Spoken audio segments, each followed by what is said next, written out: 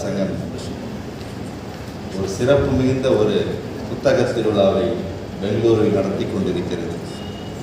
நினைக்கும் பொழுது மகிழ்ச்சியாக இருக்கு. ஏன்னா முதல் புத்தக திருவிழாவில் கலந்து கொள்வதற்கான வாய்ப்பை கொடுத்தார்கள். இப்பொழுது மூன்றாவது புத்தக திருவிழாவிலும் கலந்து கொள்வதற்கான வாய்ப்பை எனக்கு வழங்கியுள்ளார்கள். அவர்களுக்கு நான் முதலில் நன்றியை சொல்ல வேண்டும். அதனை நடத்தி கொண்டிருக்கும் மதிப்பூர் தலைவர் பேராசிரியர் வணங்காமொழி அவர்களே, அதனுடைய தலைவர் முத்துமணி அவர்களே, செயலாளர் மதியழகன் அவர்களே, பொருளாளர் தினகரன் வேலு அவர்களே, மேலும் இன்று இலக்கிய மாலை என்று தொல்லியல் ஆய்வுகள் வெளிப்படுத்தும் தமிழர் தொன்மை என்ற ஒரு கருத்தரங்கை ஏற்பாடு செய்து அதற்கு தலைமையேற்றுக் கொண்டிருக்கும் உயர் திரு முருகன் IPS அவர்களே, வரவேற்புரையாற்றிய நித்ய கல்யாணி அவர்களே, மேலும் நன்றி உரையாற்றவிருக்கின்ற காத்தியாயினி அவர்களே, நம்முடைய இந்த கர்நாடக புத்தக திருவிழா வெற்றியோடு நடத்தும் தொழிலதிபர் கிருஷ்ணமூர்த்தி அவர்களே, அவர்கள் அனைவருக்கும் என்னுடைய முதல் கலந்த நன்றியை தெரிவித்துக் கொள்கிறேன். அதேபோல் இங்கு வந்துள்ள பெரியோர்கள், தாய்மார்கள், அறிஞர்கள், மாணவர்கள், மாணவியர்கள் அனைவருக்கும் என்னுடைய நன்றி கலந்த வணக்கத்தை நான் தெரிவித்துக் கொள்கிறேன். கீழடி முத்துமணி சார் சொன்னார், நாங்கள் இங்கே வேலையை செஞ்சோம், அவ்வளோதாங்க.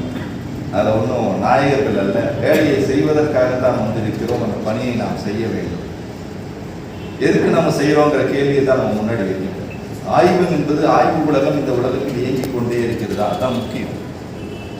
மனிதன் தான் பிறந்த காலத்திலிருந்து இன்று வரை வளர்ந்ததற்கு பல ஆய்வுகள் துணை புரிந்துள்ளன. அதனால தான் இன்னைக்கு பார்த்தோம்னா நம்ம ஹோமோ சேப்பியன்ஸ் என்ற ஒரு நிலைக்கு நாம் வந்து வளர்ந்து இன்னைக்கு வளர்ந்த மனிதர்களாக நாம் வாழ்ந்து கொண்டிருக்கிறோம். அதில் பார்த்தீங்கன்னா குறிப்பாக பார்த்தீங்கன்னா தமிழர்களுக்கு மட்டும் ஒரு பெருமை உண்டு. கல் தோன்றி மண் தோன்றா காலத்தே வாளோடு முன் தோன்றிய மூத்த குடின்னு சொல்கிற ஒரே குடி தமிழ் குடி தான் உலகத்திலே. வேற எந்த இனமும் அதை கிளைம் பண்ணுறதே கிடையாது. இதுவரையும் நீங்கள் வரலாற்றை புரட்டி பாருங்க, எந்த இனமும் அதை கிளைம் பண்ணுறதே கிடையாது. ஆனால் அந்த கிளைமுக்கான ஆதாரங்கள் நம்மிடம் நிறைய இருக்கு. நிறைய இருக்கின்ற காரணத்தினால் தான் நம்ம கிளைம் பண்ணுறோம். நாம் உறுதியாக சொல்கிறோம், ஒரு மூத்த குடி, ஒரு மூத்த மொழி தமிழ் மொழிங்கிறது தான் நம்முடைய இந்திய துணைக்கண்டத்திலே மிக மூத்த மொழியாக கருதப்படுவது தமிழ் மொழி. இந்த தமிழ் மொழியின் சிறப்பை தான் நம்ம ஆராய்ந்து கொண்டிருக்கிறோம். பல வகையில் நம்ம ஆராய்ச்சிகளை மேற்கொண்டு நம்ம செஞ்சுட்டு வரோம். குறிப்பாக பார்த்தோம்னா நம்ம முன்னோர்கள்லாம் பார்த்தீங்கன்னா சங்க இலக்கியத்தை பற்றி மிக அருமையான கருத்துக்களை இந்த உலகத்தில் ஒரு நூல் இந்த உலகத்திலே மிக உன்னதமான நூல்னு சொல்லலாம். ஏன்னா உலகத்தில் இருக்க எல்லா நூல்களையும் எடுத்துங்க, பெரும்பாலான நூல்கள் பார்த்தோம்னா சமய சடங்குகளை பற்றியும் சமயம் சார்ந்த ஒரு நூலாக தான் இருக்கும். ஆனால் சங்க இலக்கியம் என்பது ஒரு சமயம் சார்ந்த நூல் அல்ல. அதை எல்லாரும் கூர்ந்து கவனிக்கணும். அது என்னைக்குமே சமயத்தை பற்றி பேசல, மனிதனை பற்றி பேசியுள்ளது. மனிதனை பற்றி பேசியுள்ள ஒரு இலக்கியம் சங்க இலக்கியம். அந்த இலக்கியம் என்றுமே பொய் கூறாது. அதான் உண்மை. என்றுமே அந்த இலக்கியம் பொய் சொல்வது கிடையாது. அது மனிதனை பற்றி பேசியுள்ளது. மனிதன் எவ்வாறு வாழ்ந்தான், அவன் எவ்வாறு இருந்தான், அவனுடைய வாழ்க்கை முறை எவ்வாறு இருந்தது என்பதைத்தான் விரிவாக விளக்கி உள்ளது. அதைத்தான் நாம் பட்டிமன்றம் போட்டு பெருமையாக பேசியிருக்கோமே தவிர அதற்கு நம்ம ஆதாரப்பூர்வமாக இது நாள் வரை நம்ம தேடாதனால தான் நம்மளை யாரும் ஒத்துக்கல. கடைசி வரை இல்லைன்னு சொல்லிட்டு இருந்தாங்க. ஆனால் இன்னைக்கு நம்மிடம் பல ஆதாரங்கள் வந்து கொண்டே இருக்கின்றன. தமிழர் நாகரிகத்தை பற்றி பல ஆதாரங்கள் நமக்கு வந்து கொண்டே இருக்கின்றன. அந்த ஆதாரங்களை நாம் சரியான பார்வையில் புரிந்து அதை வருங்கால சந்ததியினருக்கு எடுத்துச் செல்லணும். அதுதான் மிக முக்கியமான பணி. அந்த பணியை தான் நாங்கள் தொடங்கி வைத்திருக்கிறோம். வேற எதையும் நாங்கள் செய்யவில்லை. அந்த பணியை நாங்கள் தொடங்கி வைத்திருக்கிறோம். வரலாற்றை அறிவியல் பூர்வமாக நாங்கள் அணுக வேண்டும். வரலாறு என்பது ஒரு அறிவியல். அந்த அறிவியலை வருங்கால சந்ததியினருக்கு நாம் எடுத்துச் செல்ல வேண்டும் என்ற ஒரு பணியை தொடங்கிய காரணத்தினால் தான் இன்னைக்கு நாம் முன்னாடி நான் பேசுவதற்கான ஒரு பெருமையை பெற்றுள்ளேன். அதை தவிர வேறு ஒன்றும் நம்ம பேசிட்டு இருக்கோம். கீழடிங்கிறது பார்த்தீங்கன்னா 2015 எனக்கு கூட தெரியாது. அதான் உண்மை. ஏன்னா பல தொல்லியல் ஆதாரங்கள் வந்து இந்தியாவில் பார்த்தீங்கன்னா வரலாறு கட்டமைப்பது என்பது நம்ம இயற்கையாகவே நம்மகிட்ட கிடையாது. நம்மகிட்ட கதைகளை கட்டமைப்போம், புராணங்களை கட்டமைப்போம், காவியங்களை நாம் கட்டமைப்போமே தவிர வரலாற்றை நாம் உருவாக்க வேண்டும் என்ற ஒரு சிந்தனை போக்கு நம்முடைய இலக்கிய மரபுக்கு இல்லை. ஆனால் பல வரலாற்று சான்றுகள் நம்மகிட்ட இருக்கு, யாருக்கும் மறுப்பதற்கு இல்லை. இன்னைக்கு கூட நம்ம சொல்லலாம், ராஜதரகிணிங்கிற ஒரு நூல் இருக்கு, அது பார்த்தீங்கன்னா காஷ்மீர் வரலாற்றை பற்றி பேசுகிறது. அதே போல ஹர்ஷ சரிதம் என்ற ஒரு நூல் இருக்கு, அது ஹர்ஷனை பற்றி பேசுகிறது, வானப்பட்ட ஹர்ஷ சரிதம். அதே போல மிடிவல் பீரியட்ல பார்த்தீங்கன்னா முகலாய காலத்திலும் சுல்தானிய காலத்திலும் பார்த்தீங்கன்னா சுயசரிதைகள் பல எழுதப்பட்டுள்ளன. அது அந்த அரசனை பற்றி பேசுகின்ற ஒரு நூலாக இருந்திருக்கே தவிர ஒரு சமுதாயம், பொருளாதார நிலை, மக்களின் நிலையை பற்றி விரிவாக எடுத்து கூறுகின்ற வரலாற்று செய்திகளை அடங்கிய ஒரு தொகுப்பை நாம் என்றுமே உருவாக்கியது. ஆனால் இந்த பழக்கத்தை நம்முடைய மேலை நாட்டவர்கள் அதை கடைபிடித்து வந்தார்கள். வரலாறு என்பது அனைத்து கூறுகளையும் கொண்டிருக்க வேண்டும். அரசனின் வாழ்க்கை மட்டும் வரலாறு அல்ல, அங்கிருந்த மக்களின் வாழ்க்கை, பொருளாதார நிலை, அவருடைய சமூக நிலை, அவருடைய சமய நிலை எவ்வாறு இருந்தது என்பதை பற்றி சொல்ல வேண்டும் என்ற ஒரு மரபு மேலை நாட்டவர்களுக்கு இருந்தது. ஆனால் அந்த சிந்தனை நமக்கு பல வரலாற்று நூல்களை நாம் உருவாக்கியுள்ளோம். அந்த வரலாற்று நூலாக தான் நாம் பெருமையாக எடுத்துக்கொண்டு அதன் அடிப்படையில் வரலாற்றை நாம் படித்துக் கொண்டிருக்கிறோம். ஆனால் வரலாற்றை முறையாக நமக்கு கட்டமைப்பதற்கு கற்றுக் கொடுத்தவர்கள் ஆங்கிலேயர். அவங்க இல்லைன்னா நம்ம இன்னைக்கு வரைக்கும் நம்ம டெமோக்ரஸியை பார்த்துருக்க மாட்டோம். வாழ்க்கையில் நமக்கு எந்த மக்களாட்சிங்கிறதே நமக்கு தெரியாது.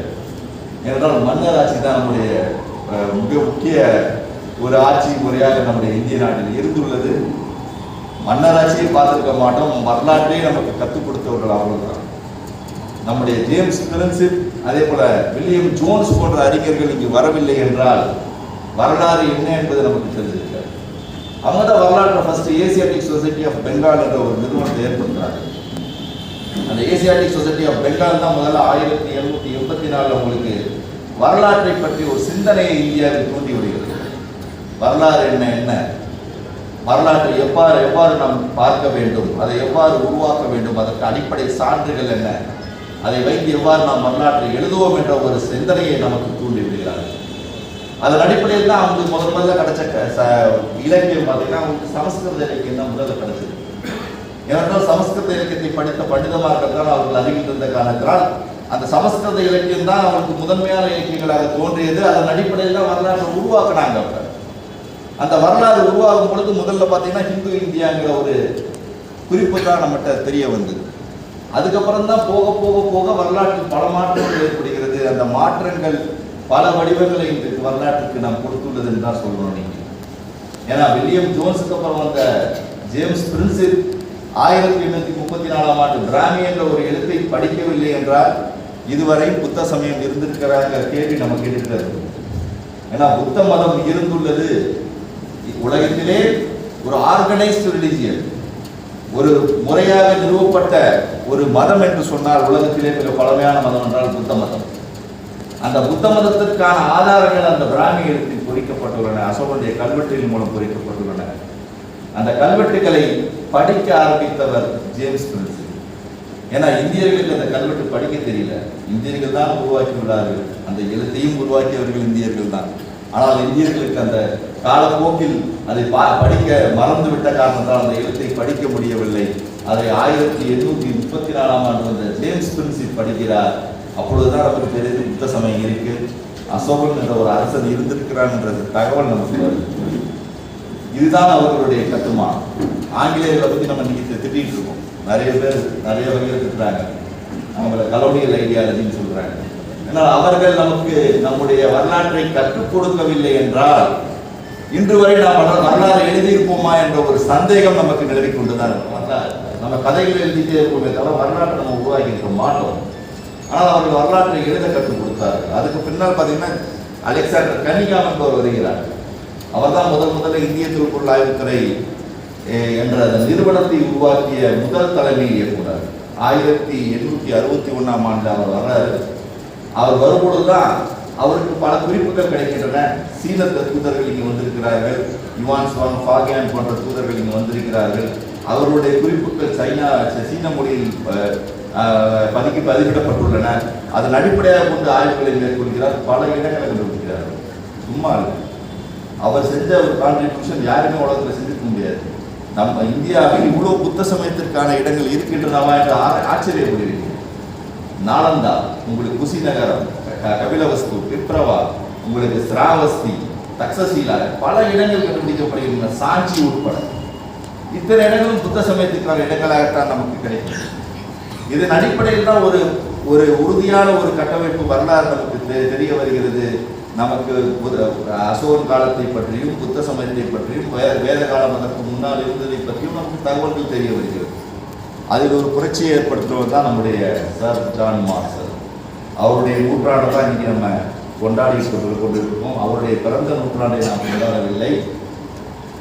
அவர் சிந்து சமய நாகரிகத்தை தோண்டி எடுத்து அந்த நாகரிகத்திற்கான தகவலை வெளியிட்டதின் நூற்றாண்டை கொண்டாடி இருக்கோம். அந்த மாதிரி யாருக்கும் நம்ம இதுவரை யாருக்கும் கொண்டாடி இருக்க மாட்டோம்.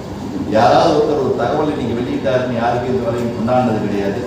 அந்த வகையில் பார்த்தீங்கன்னா சர் ஜான் மார்சல் சிந்து சமய நாகரிகத்தை செப்டம்பர் 20, 1924 லண்டன் இல்லஸ்ட்ரேட்டட் நியூஸ் என்ற ஒரு பத்திரிகையை வெளியிடுகிறார்.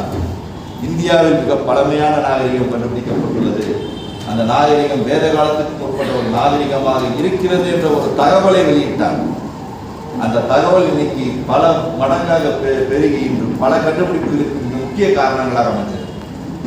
ஏன்னா அவர் சொல்லலைன்னா எனக்கு நமக்கு தெரிஞ்சதுக்கே தெரியாது, வரலாறுங்கிறது நமக்கு தெரியாது. அதுக்கு முன்னாடி வேத காலத்துக்கு முன்னாடி ஒரு நாகரிகம் இருந்திருக்கிறா என்ற ஒரு கேள்வியை நமக்கு கேட்டிருக்க மாட்டோம். அந்த வகையில் நாம் இருந்திருப்போம். அந்த தகவலை வெளிப்படுத்தியவர் ஜான் மார்சல். அவர் தான் அதெல்லாம் கண்டுபிடிக்கிறார். ஏன்னா இவர்கள் பண்ண அந்த கான்ட்ரிபியூஷன் தான் இன்னைக்கு இதுவரையும் வளர்ந்து நம்முடைய நாகரிகத்திற்கான பழமையை நாம் வீட்டுக் கொண்டு கொண்டிருக்கிறது நாம் சொல்றோம். இந்த வகையில் இந்த தமிழனின் பெருமையை நாம் அதற்கான பணிகளை நாம் செய்து வருகிறோம். குறிப்பாக ஏன்னா நம்ம சங்க காலத்துக்கு பார்த்தோம்னா ஒரு ஒரு கால அளவு கொடுத்துருக்கோம். சங்க காலம் என்பது கிமு 300 முதல் கிபி 600 வரை என்ற ஒரு காலத்தை கொடுத்திருக்கிறோம். அது கொடுத்தவர்களுடைய இலக்கியத்தில் இருந்த மெய்யியல் கருத்தின் அடிப்படையில் கொடுக்கப்பட்ட ஒரு காலம். அது உண்மையான காலம் கிடையாது. சங்க காலம் ஒரு 600 ஆண்டுகள் தான் தமிழ்நாட்டில் இருந்ததா என்ற கேள்விகள் எல்லாம் எழுப்பினோம். அதான் எங்களுக்கு பல விதங்களில் பதிலை எங்களுக்கு கொடுத்தது. சங்க காலம் என்பது 300-600 வருஷமா இருந்திருக்காரு. ஏனென்றால் இன்னைக்கு பார்த்தோம்னா சிந்து சமய நாகரிகத்தை கட்டமைத்தவர்கள் ஒரு திராவிட பழங்குடிகள் என்பது டிஎன்ஏ வரை நம்மளால ப்ரூவ் பண்ண முடியுது. இன்னைக்கு நடந்த டிஎன்ஏ 2014ஆம் ஆண்டு நடந்த அகழாய்வில் பேராசிரியர் வசந்த் சிந்தே என்பவர் செய்த அகழாய்வில் அந்த ஒரு பெண் மொத்தம் 56 எலும்புக்கூடுகளை தோண்டி எடுத்தார்கள். அதில் ஒரு பெண்ணின் எலும்புக்கூட்டில் தான் அந்த டிஎன்ஏ டெஸ்ட் பண்ணாங்க. அந்த டிஎன்ஏ டெஸ்ட் பண்ணும்போது வந்த ரிசல்ட் நமக்கு ஆதி தொல்தென் பழங்குடியினரும் தொல்தென் பழங்குடியினர் ancient ஏன்செஸ்ட்ரல் south Indian as well as ஏன்செஸ்ட்ரல் south Indian அவங்க 2 பேரின் கலப்பில் தான் இந்த திராவிட நாகரிகமே இந்த மண்ணில் உருவாகி உள்ளது என்ற தகவல் நமக்கு டிஎன்ஏ மூலம் கிடைக்கிறது. அந்த டிஎன்ஏயோட ஒத்து போற இன்னைக்கு டிஎன்ஏ பார்த்தோம்னா நம்முடைய தமிழகத்தில் உள்ள இருளர் சமுதாயத்தோடு ஒத்து போகுது. அந்த டிஎன்ஏ அவ்வளோ தொடர்புகள் நாம் அறிவியல் ரீதியாக இன்னைக்கு விளக்கிட்டு வரோம். ஏன்னா ஜான் மார்சல் 1924ஆம் ஆண்டு செய்யும் பொழுது டிஎன்ஏ செய்கின்ற வசதி கிடையாது. நாங்களே 2000 அந்த ராக்கெடியில் பணிபுரிஞ்சிருக்கேன். அப்பொழுது அந்த புதைப்படத்தை கண்டுபிடித்தவர்கள் நான், என்னுடைய நண்பர் அரவாணி மற்றும் என்னுடைய முன்னவர் சுனில் ஜான் அந்த புதைப்படத்தை நாங்கள் 2000 கண்டுபிடிச்சோம். 2000 கண்டுபிடிச்சப்ப எங்களுக்கு டிஎன்ஏ செய்கிற வசதி கிடையாது அந்த சமயத்திலே. அப்பொழுதும் எங்களால் ஒரு 5 எலும்புக்கூட்டை தோண்டி எடுக்க வாய்ப்பு கிடைத்தது. அதில் ஒரு பெண்ணின் எலும்புக்கூட்டை நாங்கள் தோண்டி எடுத்தோம்.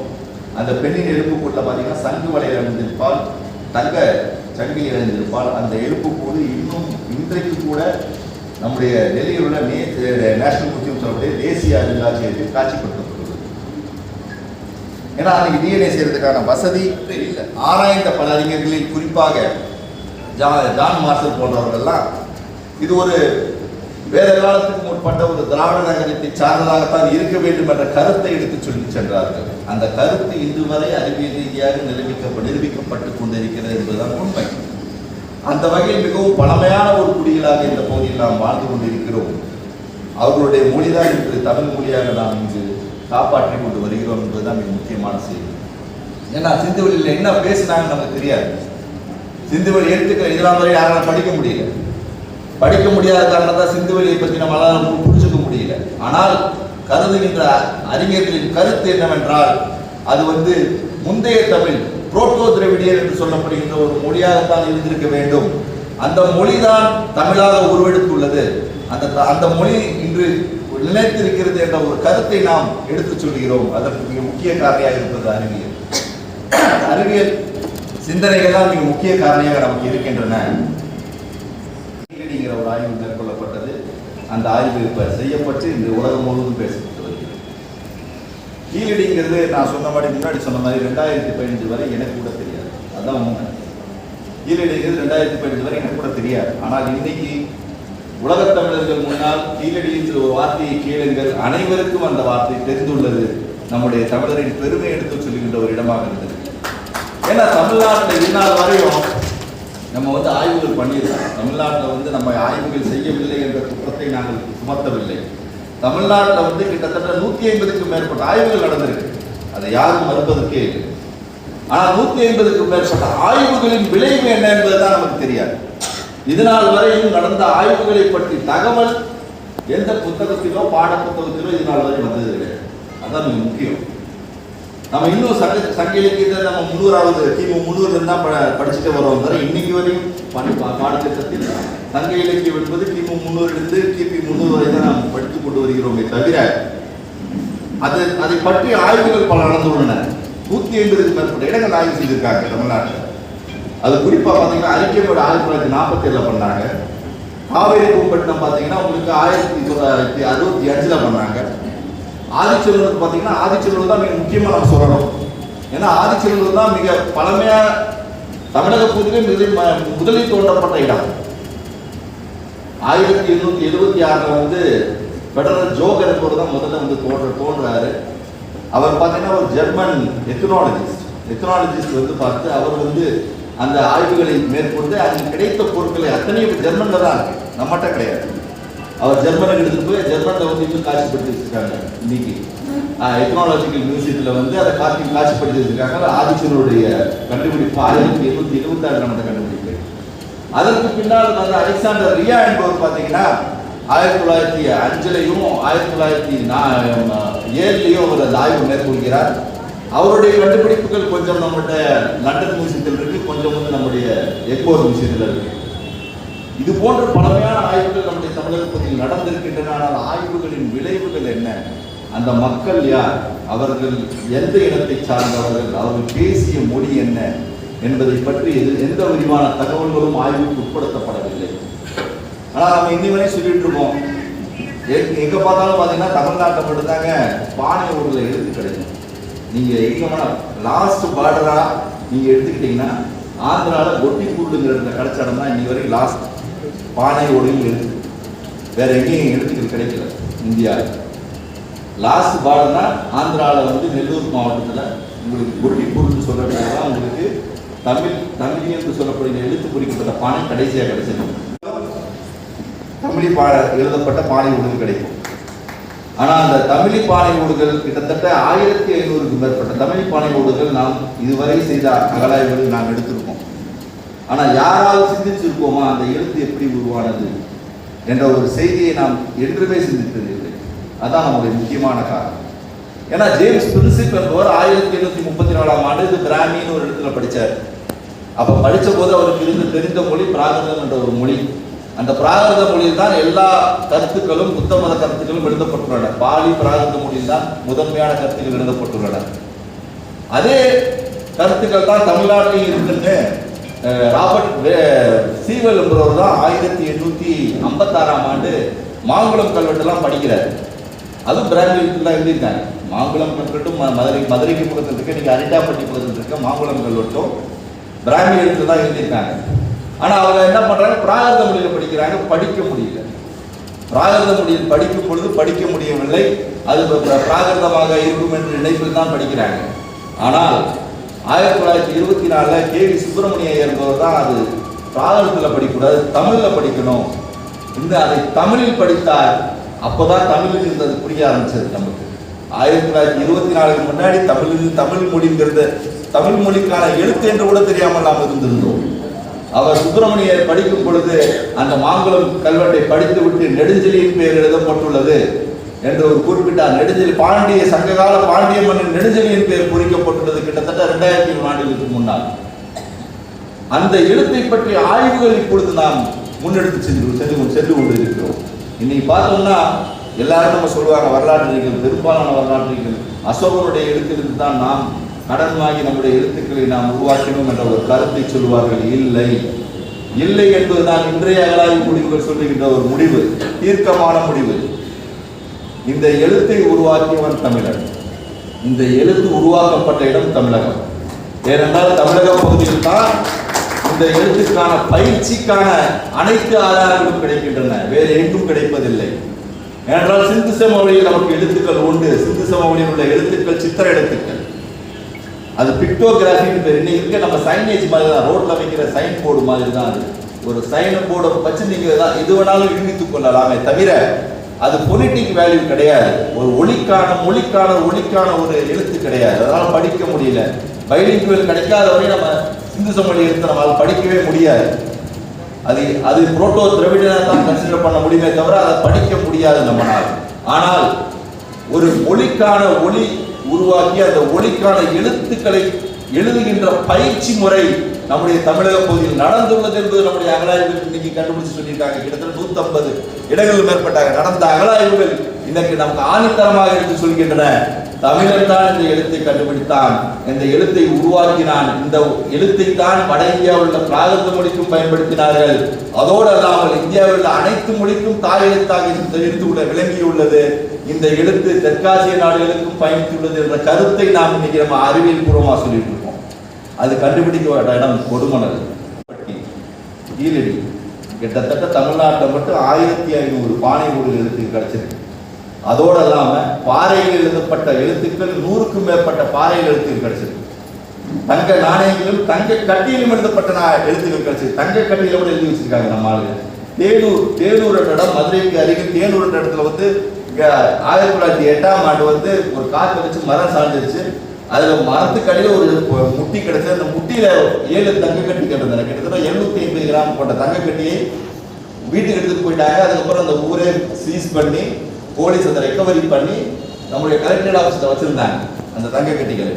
அதை நாங்கள் கலாய்வு செய்யும் போது ஆய்வு செய்த பொழுது அந்த எழுத்தை நாங்கள் படித்தோம். தங்கக்கட்டி 7 தங்கக்கட்டிகளில் தமிழ் எழுத்து எழுதப்பட்டுள்ளது. தமிழ் பிராமி என்று சொல்லப்படுகிற எழுத்து எழுதப்பட்டுள்ளது. தங்கத்திலும் நாம் எழுதி வைக்கின்றோம். அத்தகைய சிறப்பு கொண்டவர்கள் இந்த எழுத்தை உருவாக்கி உள்ளார்கள். அந்த எழுத்து உருவாக்கம் ஏற்பட்ட காரணம் தான் நான் சங்க இலக்கியம் இவ்வளவு வளர்ச்சி அடைஞ்சிருக்கீங்க. சங்க இலக்கியங்கிறது சும்மாங்க. சங்க இலக்கியத்தை நம்ம கிடைச்சதை மட்டும்தான் வச்சு நம்ம இவ்வளவு பெருமையாக பேசிட்டு இருக்கோம். கிடைக்காத எவ்வளவு நம்ம இன்னைக்கு சொல்லிட்டு இருக்கோம். தொல்காப்பியம் மிக பழமையான இலக்கிய நூல். எப்ப இலக்கண நூல் சொல்லுவோம். தொல்காப்பியம் என்பது இலக்கண நூலாக இருந்தால் இலக்கணம் எப்பொழுது வரும்? அது கொஞ்சம் நம்ம சிந்திச்சு பார்க்கணும். ஏனென்றால் ஒரு மொழி என்பது சாதாரணமாக உருவாகிவிடுவது கிடையாது. ஒரு மொழி உருவாவதற்கு கிட்டத்தட்ட ஒரு 1000 ஆண்டுகள் கூட தேவைப்பட்டிருக்கலாம். ஒரு மொழி உருவாகுது என்றால் அந்த மொழிக்கு மிக முக்கிய காரணம் அந்த ஒளி. அந்த ஒளியை அவர்கள் நுண்மைப்படுத்தி அந்த ஒளியை ஐடென்டிஃபை பண்ணி அதற்கான எழுத்து வடிவத்தை உருவாக்குவார்கள். அந்த எழுத்து வடிவம் தான் திருக்கல். நம்ம கிராஃபிட்டின்னு சொல்ற எல்லா இடத்துலையும் தமிழ்நாட்டில் நீங்க தோன்ற இடத்துல பானையில கிராஃபிட்டி கிடைக்கும். திருக்கல்னு சொல்லுவோம், குறியீடுன்னு சொல்லுவோம். அந்த திருக்கல் குறியீடுகள் கிட்டத்தட்ட நீங்க கீழடி அகழாய்விலே நான் சொன்னேன்னா கிட்டத்தட்ட 2471 குறியீடுகள் நான் எடுத்திருக்கேன் 2 ஆண்டுகள்ல. அந்த வகையில் அவ்வளவு குறியீடுகள் கிடைக்கும். அந்த குறியீடுகள் இருந்தால் உங்களுக்கு அந்த குறியீடு தான் அந்த பிராக்டிஸ், அந்த ஒளிக்கான அந்த எழுத்து வடிவம். அதான் பொலிட்டிக்கல் வேல்யூன்னு சொல்லுவோம். அந்த பொலிட்டிக்கல் வேல்யூ கொடுத்து அந்த எழுத்தை உருவாக்குகிறார்கள். அந்த எழுத்து உருவாக்கப்படுகிறது. அந்த எழுத்து உருவாக்கின தான் உங்களுக்கு எழுதுகின்ற முறை தோன்றுகிறது. எழுதுகின்ற முறை தோன்றும் பொழுதுதான் உங்களுக்கு இலக்கியம் தோன்றுகிறது. இலக்கியத்தை செம்மைப்படுத்துவதுதான் இலக்கணம். இலக்கணம் பார்த்தீங்கன்னா ஒரு மொழியில ஒரு கடைசி அத்தியாயம். ஒரு மொழியின் கடைசி அத்தியாயம் தான் இலக்கணம். ஆனால் நாம் தொல்காப்பியத்தை முதன்மையாக கொண்டுள்ளோம். முதன்மையான மொழியாக, முதன்மையான இலக்கண நூலாக நாம் கொண்டுள்ளோம். இலக்கணம் என்றுமே வந்து விடாது. முதலில் இலக்கியம் தான் வரும், மொழிதான் வரும், எழுத்து தான் வரும். அதற்கு பின் தான் இலக்கணம் வரும், அதை சீர் செய்வதற்காக. தொல்காப்பியம் என்பது நாம் சொல்லுகின்ற காலத்தை விட கண்டிப்பாக முன்னோக்கி இருந்திருக்க வேண்டும். ஆனால் நாம் சரியாக கணிக்கவில்லை. கணிக்காத காரணத்தினால் தான் நம்முடைய மொழிக்கான காலகட்டம் கிடைக்காமல் நாம் தத்தளித்துக் கொண்டிருக்கிறோம். அந்த செயல்களுக்கு மிக உதவியாக இருப்பது தொல்லியல் ஆதாரங்கள். அந்த தொல்லியல் ஆய்வுகள் தான் நமக்கு பல வகையில் நமக்கு எடுத்துக்காட்டுகளாக நமக்கு அமைகிறது. அந்த ஆய்வுகள் இப்போ வந்து சயின்டிஃபிக்கா நம்ம பண்ண தான் இன்னைக்கு வந்து நம்ம பார்த்தோம்னா நம்முடைய காலத்தை நம்ம பின்னோக்கி சென்று கொண்டிருக்கிறோம். இன்னைக்கு பார்த்தோம்னா நாங்கள் வகுத்த போது கிபி 300 இருந்த காலம் தமிழக தொழில்துறை செய்யும் பொழுது கிபி 600ஆக மாறி உள்ளது. இப்பொழுது தமிழகத்தின் காலம் கிட்டத்தட்ட கிபி 678ஆக தமிழக தொழில்துறை கொண்டு சென்றுள்ளது. அதை விட பின்னோக்கி செல்லும் என்பதுதான் எங்களுடைய ஆணித்தரமான நம்பிக்கை. ஏனென்றால் சிவகலையில் கிடைக்கின்ற காலம் பார்த்தீங்கன்னா கிமு 1150. அதை விட முக்கியமா மயிலாடும்பாறை கிருஷ்ணகிரி போறதுக்கு மயிலாடும்பாறையோட டேட்டிங் பார்த்தீங்கன்னா கிமு 2172. இன்னிலிருந்து 4000 ஆண்டுகளுக்கு முன்னால் இருந்து எழுத்து வடிவங்கள் நாம் பயன்படுத்தி வந்திருக்கிறோம் என்ற செய்தி நமக்கு கிடைக்குது. அதை விட குறிப்பா என்ன சொல்லணும்னா இரும்பை கண்டுபிடித்தவர்கள் உருவாக்கியவர்கள் நம்முடைய தென்னிந்திய சமூகம் தான் என்பது ஆணைத்தரமான ஆய்வுகள் நமக்கு எடுத்து கூறுகின்றன. இன்னைக்கு மயிலாடும்பாறையில ரீசெண்டா நடந்த எக்ஸிபிஷன்ல அவருடைய காலம் வந்து பாத்தீங்கன்னா கிமு 2172. கிமு 2172 இங்க இருந்து சேர்த்துக்கிட்டோம்னா 4122 ஆண்டுகளுக்கு முன்னால் பயன்படுத்தப்பட்ட இரும்பு கண்டுபிடிக்கப்பட்டிருக்கு. அது இரும்பு கிடையாது, அது ஸ்டீல்னு சொல்லப்படுகின்ற எஃகு. Steel is entirely different from iron. என்றால் உங்களுக்கு ஸ்டீல் எஃகை உருவாக்க வேண்டும் என்றால் அந்த எஃகை உருவாக்குவதற்கு கரிம பொருள் சொல்லப்படுகிற கார்பனை சேர்த்தணும். அந்த கார்பன் வந்து 1.5% இருந்து 2.5% மட்டும்தான் நீங்க சேர்த்த முடியும் அந்த இரும்புல. அந்த அந்த அந்த அந்த சதவீதம் 1.5 முதல் 2.5 வரை சேர்த்த முடியும். அந்த அதுக்கு மேல நீங்க சேர்ந்துட்டீங்கன்னா மண்ணா போயிடும். கார்பன் வந்து இரும்புல சேர்த்தா மண்ணா போயிடும். அந்த வகையில் 1.5 முதல் 2.5% அந்த கரி பொருட்களை சேர்த்து கரிம பொருட்களை சேர்த்து எஃகை கண்டுபிடித்தவன் தமிழன் என்பது இன்று மயிலாடும்பாறை ஆய்வுகள் நம்ம உறுதியாக எடுத்து சொல்றாங்க. இந்த எஃகு தான் பிற்காலத்தில் டெமாஸ்கஸ் ஸ்வாட் என்று சொல்லப்படுகின்ற சிரியாவில் பயன்படுத்தப்பட்ட டெமாஸ்கஸ் என்ற இடத்தில் பயன்படுத்தப்பட்ட வாளுக்கு மிக ஆணித்தரமாக விளங்கிய ஒரு தொழில்நுட்பமாக விளங்கியுள்ளது என்பதுதான் இன்னைக்கு கிடைக்கின்ற கண்டுபிடிக்கும் கிடைக்கின்ற பல ஆதாரங்கள்.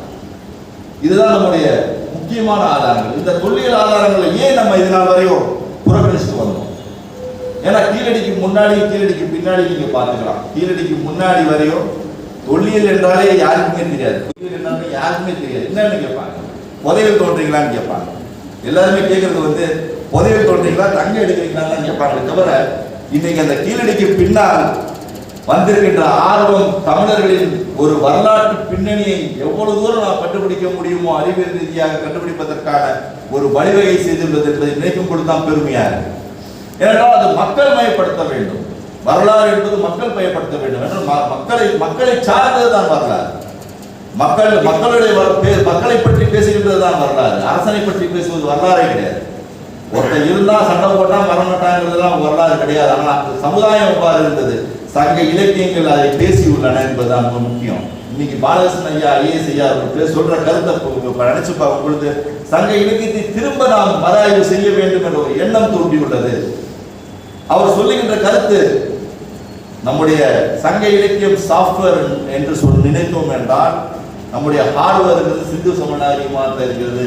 ஏனென்றால் சிந்து சமவெளியில் கிடைக்கின்ற அனைத்து மீள் நினைவு தொகுப்புகளை சங்க இலக்கியங்கள் புதைத்து வைத்துள்ளன என்ற கருத்தை அவர் வெளியிடுறார். ஏன்னா ஒட்டகம் தின்கின்ற எலும்பை பத்தி சங்க இலக்கியம் சொல்றது, வேற இலக்கியம் எந்த இலக்கியமும் உலகத்துல சொல்லலை. ஒட்டகம் வந்து எலும்பு சாப்பிடணும், ஒட்டகம் எலும்பு சாப்பிடும்ங்கிற ஒரு கருத்தை வந்து சங்க இலக்கியம் சொல்லியுள்ளது. அது எவ்வாறு சொல்லியுள்ளது, அதான் அவருடைய ஆய்வின் முக்கிய ஒரு கருத்து. எப்படி நம்ம தமிழர்களுக்கு தமிழக பகுதியில் ஒட்டகத்தை பார்த்துக்க மாட்டோம், தமிழ்நாட்டு பகுதியிலும் தென்னிந்திய பகுதியிலும் ஒட்டகம் என்பது ஒரு பொதுவான விலங்கு அல்ல, பாலைவனத்திற்கான சொந்தமான விலங்கு. ஆனால் அந்த ஒட்டகம் எலும்பை சாப்பிடும் என்ற ஒரு கருத்து வந்து சங்க இலக்கியங்கள் புதைத்துள்ளன. அது எவ்வாறு நடந்தது என்பதை ஆய்வு செய்யும் பொழுதுதான் அவருக்கு தெரியுது சங்க இலக்கியத்தில் சொன்னவை அனைத்தும் உண்மையே. சங்க இலக்கியத்தில் சொன்ன மாதிரி பார்த்தீங்கன்னா ஒட்டகம் வந்து பிகானி இன்ஸ்டியூட்டில் வந்து அவர் ஸ்டடி பண்ணி அந்த ரிசர்ச் ஆர்டிகல்லாம் எடுத்து பார்த்த பொழுது மிக கடுமையான பஞ்சகாலத்தில் ஒட்டகம் எலும்பை தின்னும் என்ற ஒரு ப்ரூவ் பண்ணியிருக்காங்க. சயின்டிஃபிக்காக ப்ரூவ் பண்ண நினைக்கும் பொழுது இவ்வளவு ஆழமான கருத்துக்களை நம்முடைய சங்க இலக்கியங்கள் புதைத்து வைத்துள்ளன. அந்த சங்க இலக்கியங்களை நாம் மீளாய்வு செய்ய வேண்டும். நாம் அதை வந்து ஒரு பட்டிமன்ற பார்வையில் நாம் பார்க்கக்கூடாது. நம்ம இதனால் வரையும் பார்த்தீங்கன்னா பட்டிமன்றத்தில் வந்து பேசுவோம், சங்க இலக்கியத்தை பற்றி மிக தெளிவாக பேசுவோம். ஆனால் அதனுடைய உண்மைத்தன்மையை நாம் சரியாக புரிந்து கொள்ளவில்லை, பேசவில்லை. அதை ஆய்வதற்கு மிக முக்கியமாக காரணியாக விளங்குவது அந்த தொல்லியல் ஆய்வுகள் தான் மிக முக்கிய காரணியாக விளங்கிக் கொண்டிருக்கிறது. அந்த தொல்லியல் ஆய்வுகளை நாம் முதன்மைப்படுத்தினோமே ஆனால் நம்முடைய தமிழர்களை வரலாற்றை மீட்டெடுப்பு செய்வதற்கு மிக சிறந்த ஒரு வழியாக இருக்கும், ஆதாரமாக நமக்கு கிடைக்கும். அந்த செயலில் இந்த கீழடி ஈடுபட்டதால் தான் இன்னைக்கு கீழடி உலகம் முழுவதும் பேசிட்டு இருக்காங்க. நாங்கள் ஒரு கலாய்வை மேற்கொண்டோம். ஏன் வட இந்தியாவில் மேற்கொள்கின்ற ஒரு கலாய்வை நாம் ஏன் தமிழகத்தில் செய்யக்கூடாது? தமிழ்நாட்டில் ஒரு 150 ஆய்வு செஞ்சிருந்தாலும் முக்காவாசி ஆய்வுகள் பார்த்தீங்கன்னா ஒரு சிறிய அளவு ஆய்வுகள் தான். ஒரு விரிவான ஆய்வுகள் வட இந்தியாவில் செய்யப்படுவது போல செய்யப்படவில்லை. வட இந்தியாவில் ஏன் இந்த விரிவான ஆய்வுகள் செய்யப்பட்டது என்றால், அந்த மொகஞ்சதாரோ ஹரப்பா என்ற 2 இடங்கள் இந்தியாவை விட்டு பாகிஸ்தானுக்கு போனதுதான் மிக முக்கியமான காரணம். அது இன்னைக்கு இந்தியாவில் இருந்திருந்தா சிந்து சமவெளி ஆய்வு நடந்திருக்காரு.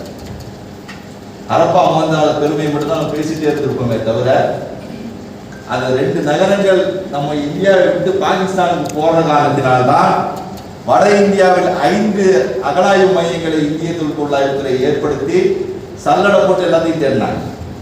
தேடினதில் கிட்டத்தட்ட பார்த்தீங்கன்னா 10,000க்கும் மேற்பட்ட சிந்துவெளி நாகரிகத்தின் இடங்கள் இன்னைக்கு கண்டுபிடிச்சிருக்கோம். அதில் 150 முதல் 200க்கு மேற்பட்ட இடங்களை தோண்டி இருக்கோம். ராஜஸ்தான், குஜராத், ஹரியானா, உங்களுக்கு மேற்கு உத்தரப்பிரதேசம், பஞ்சாப், நீங்க பாகிஸ்தான் போய் எடுத்துங்க, பலுச்சிஸ்தான் போய் எடுத்துங்க, ஆப்கானிஸ்தான் எடுத்துங்க. அதனுடைய பரப்பளவு இன்னைக்கு 13 லட்சம் சதுர கிலோமீட்டர் கொண்ட பரப்பளவு கொண்ட பகுதியாக சிந்து சமவெளி நாகரிகத்தை நாம் இன்று கண்டறிந்துள்ளோம். அதற்கு மிக முக்கிய காரணம் 2 இடம் பாகிஸ்தானுக்கு போனதுதான். அந்த 2 இடம் நம்மகிட்ட இருந்துட்டா இன்னைக்கு வரை நம்ம வேற ஆய்வுகள் நம்ம செஞ்சிருக்க மாட்டோம். அந்த பெருமையை தான் பேசிட்டு இருக்கோம். அந்த பெருமைக்கு காரணம் அந்த ஹரப்பா மொகஞ்சதாரோ போன இடங்கள் நமக்கு பல ஆய்வுக்கு வழிவகுத்தன.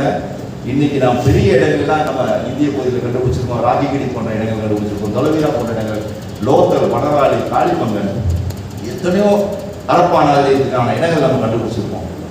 13 லட்சம் சதுர கிலோமீட்டர்னா ஆப்கானிஸ்தான்லேருந்து தொடங்கி நம்ம யமுனை ஆற்றின் கரையும் மேற்கு இமயமலை நாகரிகம் கிடையாது. உங்களுக்கு சீன நாகரிகம் கூட அவ்வளோ பெரிய நாகரிகம் கிடையாது, சுமரி நாகரிகம் கூட அவ்வளோ பெரிய நாகரிகம் கிடையாது. உலகத்திலே மிகப்பெரிய நாகரிகம் சிந்து சமவெளி நாகரிகம். அந்த நாகரிகத்தை உருவாக்கியவர்கள் நம்முடைய மூதாதையர்கள் என்று சொல்லும் பொழுது இன்றைக்கு பெருமையாக இருக்கிறது. அவர்களுடைய வரலாற்று தொடர்ச்சியும் பின்னணியும் நாம் தொடர்ந்து ஆய்வு செய்ய வேண்டும். அந்த தொடர்ந்து ஆய்வுகள் தான் பல வரலாற்று உண்மைகளை நமக்கு எடுத்து கூறும். அந்த வகையில் தான் கீழடி ஒரு ஆய்வு மேற்கொள்ளப்பட்டது. வட இந்தியாவில் எவ்வாறு செய்யப்படுகிறதோ அது போன்ற ஒரு ஆய்வுகளை நாம் செய்யலாம். அந்த செஞ்ச போது தான் அந்த வைகை நதி நாங்கள் தேர்ந்தெடுத்து செஞ்சோம். எங்களுடைய சின்ன ஒரு குழு, அந்த குழுக்கு நான் தலைமை தாங்கி 2 தொல்லியல் அறிஞர்கள் இருந்தாங்க. அதே போல் வேதாச்சலம் என்ற ஒரு ரிட்டையரான ஒரு தொல்லியல் துறை அதிகாரி இருந்தார். 6 ஆராய்ச்சி மாணவர்களோட ஒரு சின்ன குழு நாம் பயணிப்போம். தமிழகத்தில் நம்மளால் என்ன செய்ய முடியுமோங்கிற ஒரு வேலையை செய்யலாங்கிற ஒரு எண்ணத்தில் வைகை நதியை 2013-14 நாங்கள் ஆய்வு மேற்கொண்டோம். வைகை நதியின் 2 புறங்களில் உள்ள 8 சதுர கிலோமீட்டர் பரப்பளவை எடுத்துக்கொண்டு 5 மாவட்டத்தில் வைகை நதி பாய்கிறது. தேனி, திண்டுக்கல், மதுரை, சிவகங்கை, ராமநாதபுரம், கிட்டத்தட்ட 270 கிலோமீட்டர்ல தான் வைகையுடைய நீளம். நாங்கள் 5 மாவட்டத்தை முழுமையாக ஆய்வு செய்யவில்லை. அந்த நதியின் 2 புறம் உள்ள 8 சதுர கிலோமீட்டர் பரப்பளவை எடுத்துக்கொண்டு ஆய்வு செய்து கிட்டத்தட்ட 293 பல வகையான தொல்லியல் செயல் நாங்கள் கண்டுபிடிச்சோம். அதான் முக்கியமான சாதனை. தமிழ்நாட்டிலும் ஆய்வுகள் செய்ய வேண்டும். செய்வதற்கு ஊக்கமளித்த இடம் அந்த வைகை நதிக்கரையில் ஆய்வுகள் மேற்கொண்டு 293 இடங்கள் பல இடங்களை கண்டுபிடிச்சோம். அதில் ஒரு இடத்த தோன்றதுக்கான வாய்ப்பு கிடைச்சது. அதுதான் கீழடி. 2012 தோண்ட ஆரம்பித்தேன். தோண்ட ஆரம்பித்து நீ உலகம் முழுவதும் பேசிக் கொண்டிருக்கிறார்கள். இன்னும் ஆய்வுகளை நாம் தொடர வேண்டும். என்னுடைய ஆழமான கருத்து, வரலாற்றை அறிவியல் ரீதியாக பாருங்கள். அறிவியலை கொண்டு வரலாற்றை நாம் நிரூபிப்போம். அப்பொழுதுதான் நம்முடைய பழமை உலகத்தில் எடுத்துச் சொல்ல முடியும். உலகம் நம்புவதற்காக அறிவியலை நாம் பின்பற்ற வேண்டும். வரலாற்றை நாம் தொல்லியலோடு இணைக்க வேண்டும், இலக்கியத்தோடு இருக்க வேண்டும், மொழியோடு இணைக்க வேண்டும். அனைத்தும் பறந்துபட்ட பார்வை நாம் என்று பார்க்கிறோமோ அன்றுதான் நம்முடைய வரலாற்றை நாம் மீட்டெடுக்க முடியும். அந்த சிந்தனையை வளர்ப்பதற்கான கருத்தரங்குகள், இது போன்ற கருத்தரங்குகள் இங்கே நடைபெற்றுக் கொண்டிருக்கின்றன. எனக்கு இந்த கருத்தரங்கத்திற்கு வாய்ப்பு கொடுத்துருக்கீங்க. இவ்வளவு கருத்தை நான் உங்களுக்கு சொல்றதுக்கான ஒரு வாய்ப்பை எனக்கு உங்களுடைய கர்நாடக தமிழ் பத்திரிகையாளர் சங்கம் எனக்கு கொடுத்துள்ளது நினைக்கும் பொழுது எனக்கு மகிழ்ச்சியா. சார் சீக்கிரம் முடிச்சிட்டீங்கன்னாங்க. நான் சீக்கிரம் முடிக்கல சார், உங்களுக்காக நான் பேசுறேன். ஏன்னா நான் எல்லா இடத்துலையும் பேசுறேன். ஏனென்றால் என்னுடைய நாம் கண்டுபிடிப்பதை இந்த உலகத்துக்கு சொல்லணும். சொன்னால்தான் எல்லாத்துக்கும் அது பரவி செல்லும். கீழடி தான் அதற்கு உதாரணம். கீழடிக்கு முன்னால் எத்தனை தோன்றிருக்காங்க யாரையா கேட்குது தமிழ்நாட்டில்? ஒருத்தருக்கு ஒரு பதில் வராது, சொல்ல தெரியாது. பல இடங்கள் நடந்துள்ளன ஆய்வுகள், பல செய்திகள் நமக்கு கிடைத்துள்ளன. தமிழர் வரலாற்றை மீட்டெடுப்பதற்கான பல செய்திகள் நம்மகிட்ட இருக்கு. ஆனால் இதனால் வரையும் எந்த பாட புத்தகத்தில் கொண்டு வரவில்லை, யாருமே எடுத்து சொல்லவில்லை. ஆனால் நாங்கள் அவ்வாறு இருக்கக்கூடாது, வந்தவர்களுக்கு விளக்குவோம் என்று அந்த முடிவை நாங்கள் அந்த அகராய்வு செய்யும் பொழுது நாங்கள் எடுத்திருந்தோம். எங்களுடைய டீம்ல நாங்கள் சொன்னோம், வந்தவங்களுக்கு எடுத்து சொல்லுங்க, அப்பதான் நம்ம என்ன செய்யறோம்னு புரியும். இல்லைன்னா அவங்க தப்பா எடுத்துக்குவாங்க, அவங்க நம்ம தங்கம் தோண்ட வந்திருக்கோம் நினைச்சுக்குவாங்க. நம்ம தங்கம் தோண்ட வரல, வரலாற்று ஆதாரங்களை கொண்டு வந்திருக்கிறோம் என்று எடுத்து சொல்ல ஆரம்பித்ததுதான் இன்று வரை நம்முடைய கீழடியை பற்றி பேசுவதற்கான ஒரு வாய்ப்பை ஏற்படுத்தி கொண்டிருக்கிறது. அந்த வகையில் எனக்கு இந்த ஒரு வாய்ப்பு இன்னைக்கு கிடைத்தது ரொம்ப மகிழ்ச்சியா இருக்கு. உங்களுக்கு இந்த எனக்கு வாய்ப்பு வழங்கிய உங்கள் அனைவருக்கும் என்னுடைய மனமார்ந்த நன்றிகளை தெரிவித்துக் கொள்கிறேன். நன்றி, வணக்கம்.